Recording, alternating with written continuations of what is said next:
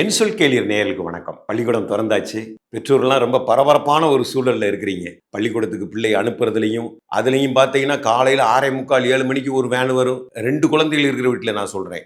அதே மாதிரி இன்னொரு பையனுக்கு 8 மணிக்கு அனுப்பணும். இவங்களை எல்லாம் அனுப்பிச்சு வச்சுட்டு அதுக்கப்புறம் அவங்க ஆஃபீஸ்க்கு போறது, அவங்களுடைய வேலைகளை பார்க்கறது இதெல்லாம் இருக்குது. இந்த பரபரப்பான சூழ்நிலையில இன்னைக்கு இந்த வீடியோவில் நம்ம பார்க்க போறது மாணவ மாணவியர்கள் தங்களுடைய படிப்புல எப்படி அவசியத்தை தெரிஞ்சுக்கொள்ளணும், எது அவசியமானது, அதை பத்தி தான் இந்த வீடியோவில் நம்ம பார்க்க போறோம்.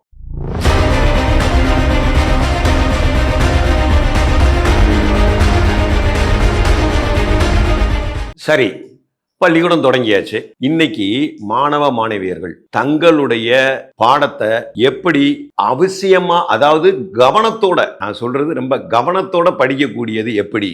நம்ம பள்ளிக்கூடத்துக்கு இங்க இருந்து போறதோட சரி, பள்ளிக்கூடம் போய் ஆசிரியர் நம்ம என்னென்ன சொல்லி கொடுக்குறாங்க, எப்படியெல்லாம் நம்ம கற்றுக்கொள்ள வேண்டும் அப்படிங்கிற அவங்க வழிகாட்டுதல் நமக்கு ரொம்ப முக்கியமா இருக்கு. அந்த வழிகாட்டுதல்ல நம்ம ஃபாலோ பண்ணிக்கிட்டே வர்றோம். மாலை சாயங்காலம் வீட்டுக்கு பள்ளிக்கூடம் முடிஞ்ச உடனே அப்படியே பறந்துக்கிட்டு வருவான் பாருங்க. வந்து என்ன செய்வான் தெரியுமா, அந்த பள்ளிக்கூடத்து பேக், ஸ்கூல் பேக் அப்படி வீசிட்டு அவன் பாட்டுக்கு அடுத்த வேலையை பார்க்க போயிடுவான். இதுதான் நான் என்ன சொல்றேன்னா, அவசியமானது எது, அவசியம் இல்லாதது அலட்சியப்படுத்தக்கூடாது. கவனத்தோட நம்ம பாடங்களை படிக்கும் பொழுது ஆசிரியர் சொல்லி கொடுப்பதை அன்றாட நம்ம படிச்சிடணுங்க. இன்னைக்கு நம்ம 5 சப்ஜெக்ட் படிக்க வேண்டியிருக்கு. தமிழ் வாத்தியார் ஹோம்ஒர்க் கொடுப்பாரு, இங்கிலீஷ் வாத்தியார் ஹோம்ஒர்க் கொடுப்பாரு, எல்லா சப்ஜெக்ட்ல இருந்து ஹோம்ஒர்க் வரும்.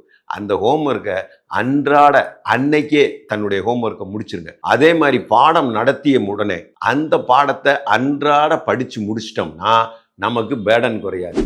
நம்ம படிக்கிறது கூட நாளைக்கு பார்த்துக்குருவோம், இன்னும் கொஞ்சம் நேரம் கழிச்சு படிச்சுக்கிருவோம், சரி கொஞ்ச நேரம் இந்த செல்போனை பார்த்துட்டு அதுக்கப்புறம் படிப்போம் அப்படின்னு நீங்க எண்ணக்கூடாது. கொஞ்ச நேரம் கழிச்சு விளையாண்டுட்டு கொஞ்ச நேரம் வந்து படிப்போமே, அல்லனா கொஞ்ச நேரம் நாளைக்கு பார்த்துக்கலாம், இன்னைக்கேவா படிக்கணும், ஏன் நாளைக்கு படிச்சா என்ன அப்படிங்கிற ஒரு எண்ணம் உங்க மத்தியில வர வேண்டாம். ஏன்னு கேட்டீங்கன்னா, நீங்க போய் விளையாடுறதுல அதுல எல்லாம் நான் எந்த இதுவும் சொல்லல. நீங்க விளையாடுங்க, வேணான்னு சொல்லல. எப்ப விளையாடணுமோ அப்ப விளையாடுங்க. நம்மளுடைய கடமை, நம்மளுடைய முக்கியத்துவம், நம்மளுடைய அவசியம் கல்விக்கு முதன்மை கொடுக்கிறது. நம்ம படிக்கணுங்க. நம்ம படிச்சு நம்ம ஒரு நிலையான ஒரு குடும்பத்துல நம்மளுடைய பெற்றோருக்கு மரியாதைக்குரியவங்களா அவங்களை ஆக்கணும் இல்லையா? அப்ப உனக்கு கல்வி ரொம்ப அவசியம். அன்றாட தன்னுடைய பாடங்களை நீ படிச்சுக்கிட்டே வரும் பொழுது உனக்கு பேர்டன் குறைஞ்சிடும். எந்த வித ஒரு இதுவுமே இருக்காது. ஈஸியா நீ மார்க் வாங்கிட்டே போய்கிட்டே இருக்கலாம். ஆக ஆசிரியர்கள் தினமும் கொடுக்கக்கூடிய வீட்டு பாடங்களை அன்றாட முடிச்சிட்டோம்னா நமக்கு பிரச்சனையே இல்லை.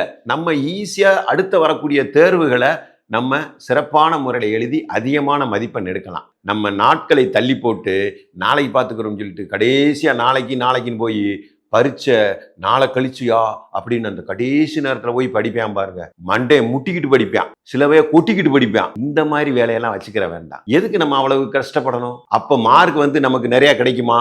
கிடைக்கவே கிடைக்காது. அதனாலதான் அன்றாட பாடங்களை அன்றே படித்து விட வேண்டும் அப்படிங்கிறது தான் எங்களுடைய இது. ஆசிரியர்கள் தங்களுடைய பாடத்தை தினம்தோறும் அழகா நடத்திக்கிட்டு வர்றாங்க. அவங்க தங்களுடைய வகுப்புல 50 பேர் இருக்கிறாங்க, 40 பேர் இருக்கிறாங்க, 30 பேர் இருக்கிறாங்க. எவ்வளவு பேர் இருந்தாலும் தங்களுடைய பணியை சிறப்பான முறையில் செய்யக்கூடிய ஆசிரியர்கள். அவங்கவுங்க தங்களுடைய பணிகளை கொடுத்துட்டு என்னென்ன ஹோம்ஒர்க் செய்யணும், எப்படி படிக்கணுங்கிற முதல் கொண்டு உனக்கு வழிகாட்டிக்கிட்டு இருக்காங்க. அப்ப அவங்களுக்கு நம்ம ஒத்துழைப்பு கொடுக்கணும். உங்களுக்கு நான் ஒரு டிப்ஸ் சொல்றேன். நாளைக்கு இந்த பாடத்தை படிச்சுட்டு வா அப்படின்னு உங்க ஆசிரியர் சொல்லிடுறாரு, அறிவியல் ஆசிரியர் சொல்றாரு. அப்ப அறிவியல் பாடத்தை எடுத்து படிக்கும்போது என்ன நினைக்கிற, எந்த கேள்வியை படிக்கிறது, எப்படி படிக்கிறதுன்னு ஒரு யோசனை வரும். நீ அதுக்கு முன்னாடி என்ன பண்றீங்கன்னா, அந்த அறிவியல் பாடத்துல உள்ளதுல எல்லா பகுதியிலையுமே முதல்ல பாராவை எடுத்துக்க. முதல் பாராவில் நீயா எத்தனை கொஸ்டின்ஸ் எடுக்கலாம்ங்கிறத பாரு. அப்ப அந்த கொஸ்டின் எடுக்கும்போது பதில் தெரிஞ்சாதான் அந்த கொஸ்டினை எடுக்க முடியும். அப்ப அந்த கொஸ்டினுக்குரிய பதில் அதுல இருக்கும். அது மாதிரி அப்படியே எடுத்துக்கிட்டே வரும்போது ஒரு நோட் எடுத்துட்டு ஒரு கேள்வி எழுதிக்கிற, அந்த கேள்விக்கு கீழே அந்த பதில் அப்படியே ஒவ்வொரு இதுலையும். இப்ப உதாரணமா ஒரு அந்த பாடத்துல ஒரு 75ல இருந்து 100 வரைக்கும் ஒன் வேர்டு கொஸ்டின் எடுக்கலாம். ஒரே கேள்விய அந்த ஒரு பதிலுக்குரியதுல 3 கேள்வியா கூட எடுக்கலாம். அது நம்ம எப்படி வேணாலும் கேட்டுக்கலாம். அது மாதிரி நீ கேள்விகள் கேட்டு பதிலை தயார் பண்ணும் பொழுது நீங்க ஒன் வேர்டு கொஸ்டின்ஸ்ல ஈஸியா மார்க் வாங்கலாம்.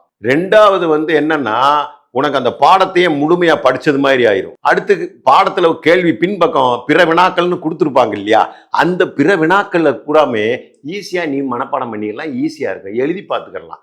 அப்ப நீ ஒன்வேர்டு நீ உட்கார்ந்து எழுதி தயார் பண்ணும் பொழுது உனக்கு எல்லாமே ஞாபகத்துல இருக்கும், ஈஸியா மார்க் வாங்கலாம். அதனாலதான் நீங்க தயவு செய்து ஒன்வேர்டை எதையும் மிஸ் பண்ணாம நீங்க நல்ல முறையில தயார் பண்ணுங்க. இது என்னுடைய டிப்ஸ்.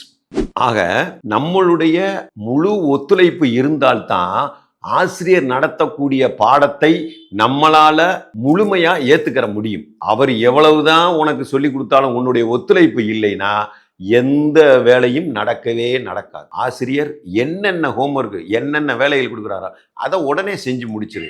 என்னடா இது, இவர் இப்படி வீடியோ மூலமா அட்வைஸ் பண்ணிக்கிட்டு இருக்காரு அப்படின்னு மாணவர்களே நினைக்காதீங்க. இது கல்வியினுடைய அவசியத்துக்காக வேண்டிதான் நான் இப்ப சொல்றேன். இது ஒரு அவசியமான ஒரு செய்தி. கல்விங்கிறது நமக்கு முக்கியங்கிறதுனால நான் இதை சொல்றேன். அதனால மாணவர்களே தவறா எடுத்துக்கிற வேண்டாம். இது உங்களுடைய நலனுக்காக பொதுவா நான் சொல்றேன். சரி, இவ்வளவு விஷயங்கள் இருக்கிறப்ப வரக்கூடிய காலாண்டு தேர்வுக்கு இப்பே நீங்க ப்ரிப்பேர் ஆயிருங்க. அப்ப என்ன ஈஸி ஆயிரும்ல, அதைத்தான் நான் சொல்றேன். அதனால இப்படியே தொடர்ந்து காலாண்டு அரையாண்டு எல்லாம் தயார் பண்ணி வர்றப்ப அனுவல் அது அரசு பொது தேர்வுல நீங்க நல்ல மதிப்பெண்ணோட கண்டிப்பா வெற்றி பெறுவீங்க. புரியுதா? அதனாலதான் வரக்கூடிய கல்வியாண்டுல நீங்க சிறப்பான வெற்றி பெற எங்களுடைய வாழ்த்துக்கள்.